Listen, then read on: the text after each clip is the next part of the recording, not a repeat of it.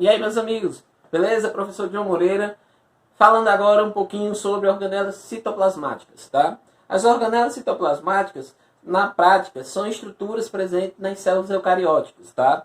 Essas estruturas têm funções específicas. São basicamente as engrenagens que fazem a máquina celular funcionar, tá? Cada uma tem uma importância, cada uma tem um processo metabólico essencial para o perfeito funcionamento da célula, tá? Aqui eu fiz uma ilustração simples da célula animal, tá? E aí elenquei algumas organelas para a gente poder falar um pouquinho sobre a função de cada uma, tá? Nesse caso aqui, ó, eu tenho a unidade celular, a célula animal, tá? Essa célula animal, você já tem noção, ela é delimitada pela membrana plasmática, tá ok? Essa membrana plasmática, nos vídeos anteriores já falei um pouquinho sobre ela, assim como a capacidade dela de fazer a troca, tá? A troca de substâncias para o meio externo e meio interno, ok? Então aqui, observando, eu elenquei alguns componentes, tá? Esses componentes, eu vou ter um núcleo, tá? Eu tenho um núcleo, que no qual ele armazena o material genético, como está ali representado, tá? Ele vai armazenar o material genético, ok? Vou pegar aqui uma regrinha para ajudar, pronto. Então, ó, o material genético ele vai ser armazenado diretamente no núcleo. Característica é essa que reforça a ideia das células eucarióticas, ok? Células eucarióticas. Eu tenho na unidade número 2, tá? Ela é caracterizada como se fosse um aglomerado, um conjunto de sacolas, sacos, empilhados uns sobre os outros, nos quais apresentam a função de secreção celular. Ou seja, quando eu observo o núcleo, ele tem um material genético onde dá informação para a produção de moléculas orgânicas, tá? Essa produção que ele vai apresentar será direcionado para os ribossomos, estruturas distribuídas não só no retículo endoplasmático, representado aqui, ó, pelo número 10, essa partezinha azulada aqui próxima da verde, na qual é o retículo endoplasmático granuloso, tá? O termo granuloso você pode encontrar até em alguns livros mais antigos, rugoso. Essa definição é em vista da presença de ribossomos na sua superfície. Ele tem como principal função a síntese de proteínas específicas, tá? Isso aí a gente vê já mais à frente, tá ok? Nessa situação, quando tem a produção dessas moléculas, dessas substâncias orgânicas, elas são direcionadas para o retículo, do retículo para o complexo golginiense. Você pode encontrar até alguns livros o termo Golgi, tá? Não estará errado. Só que a aplicação hoje é complexo golginiense, tá? Ou complexo de Golgi. De Golgi é o termo antigo, tá? Que era empregado. Nessa situação, ele vai receber a informação, é a molécula no caso, porque foi sintetizada, e vai direcionar para a parte que necessita, ou no meio celular, ou em outra região, tá? Daí a gente pode associar a ideia do complexo de Golgi, pode se associar a ideia como se ele fosse uma espécie de carteiro, porque ele redireciona a encomenda, ele faz a encomenda, ele direciona a encomenda para lugares específicos do teu corpo, da tua célula, dos teus tecidos, tá? Então essa é a função básica dele, básica no modo de dizer, porque tem uma importância gigantesca para a sua função, tá? Número 3, eu representei aqui a membrana plasmática, nós já falamos, então eu posso seguir à frente, tá? O número 4, ele representa os peroxissomos, tá? Claro que aqui é uma forma ilustrativa. O peroxissomo aqui representado, ele teria como uma função básica que é combater, tá? Eles atuam no combate das toxinas, exatamente. Então, problemas que venham ocorrer no seu organismo, eu vou ter a presença dos peroxissomos em células hepáticas, ou seja, maior concentração desse tipo de organela nas células do fígado, justamente porque ele tem essa capacidade de combater as toxinas que podem vir, por exemplo, na nossa alimentação, tá? Essas toxinas têm níveis diferentes, então a complexidade vai ser bem variável, tá? Mas em resumo, essa é a sua função, tá? Número 5, representado aqui, ó, são as mitocôndrias, tá?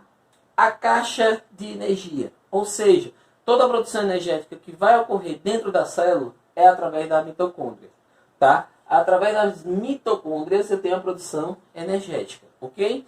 Lembra lá daquela situação da membrana plasmática, ela vai permitir a entrada da glicose? É justamente nesse momento que a glicose ela vai penetrar na célula, chegando até a mitocôndria. Nesse processo, ela tem etapas metabólicas, que a gente vai se aprofundar aqui nesse momento, que são importantes para a produção energética, tá?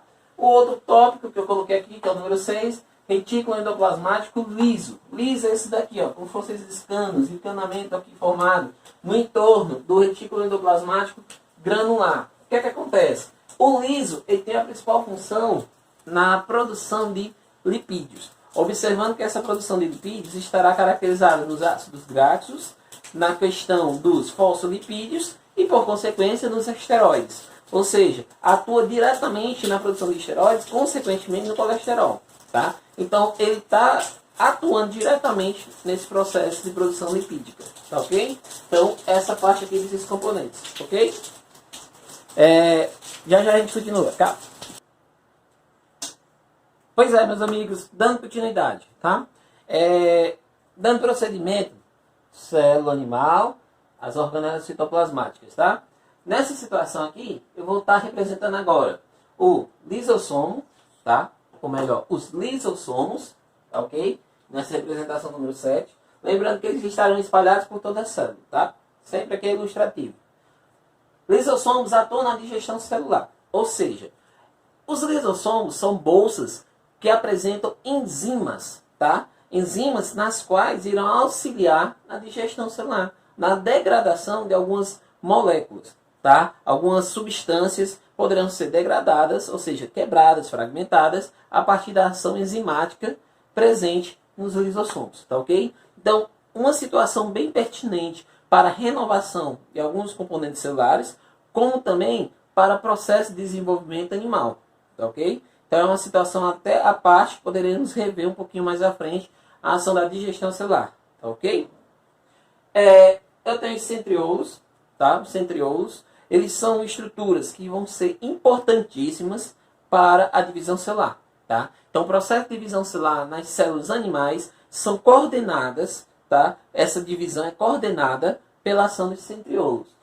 Eu coloquei aqui esses asteriscos aqui para reforçar uma ideia, que é o que? O citoesqueleto, tá? Ele é um componente, tá? Ele é um componente que atua diretamente na divisão celular.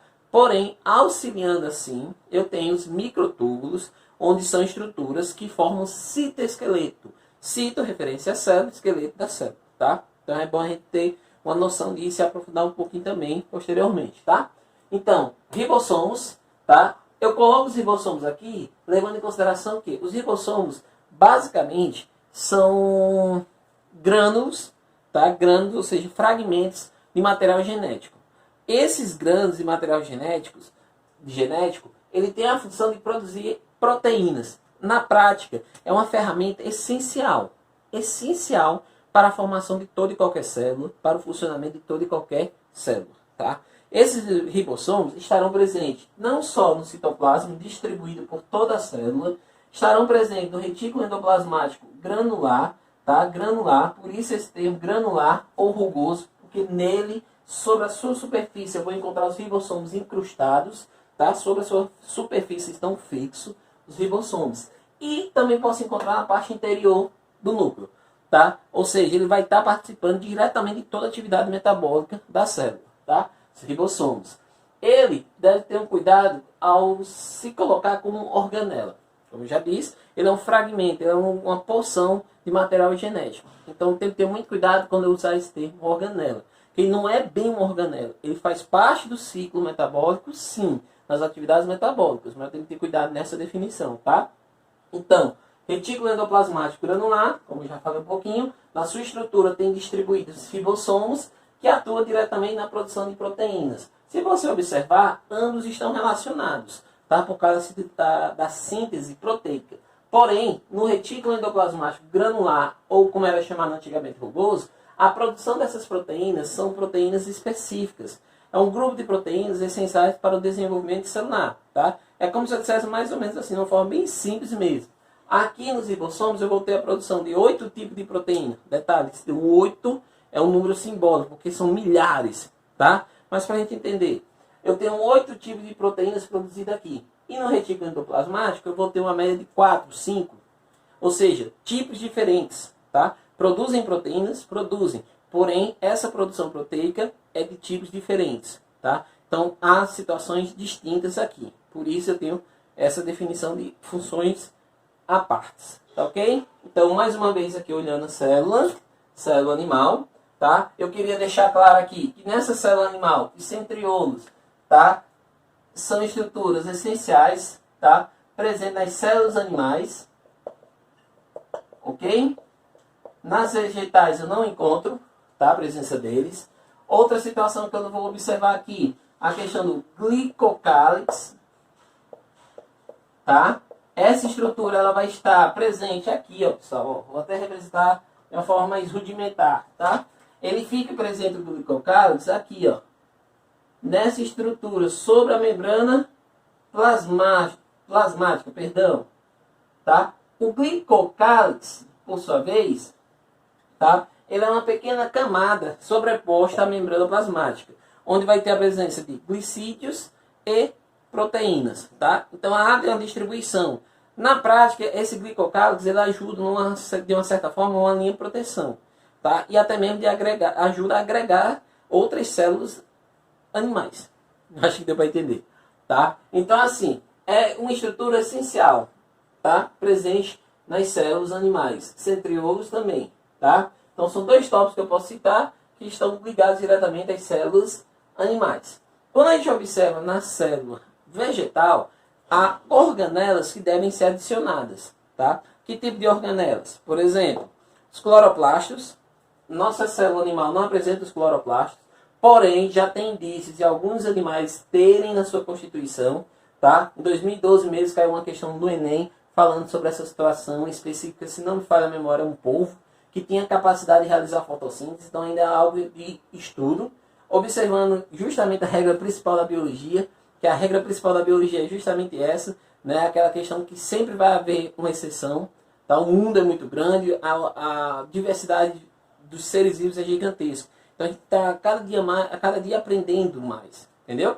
Então, nessa estrutura, além disso aqui, na vegetal, eu teria uma parede celulósica, tá? A parede celulósica, que seria uma camada extra acima da membrana que tem como função proteção, tá? Mas essa partezinha da parede celulósica, parede bacteriana, esses componentes a gente vê em outro momento, tá? Assim como algumas situações que ocorrem a partir da membrana, como por exemplo, a endocitose, tá? A endocitose, a fagocitose, pinocitose, são situações, que ocorrem na ação celular, tá? Que a gente vai explorar um pouquinho em outro momento, ok? Por hora, eu gostaria que você lembrasse dessas situações aqui. As organelas citoplasmáticas, que estarão dentro da célula animal, e mais ou menos, ou pelo menos uma noção básica, de qual é a função de cada uma delas.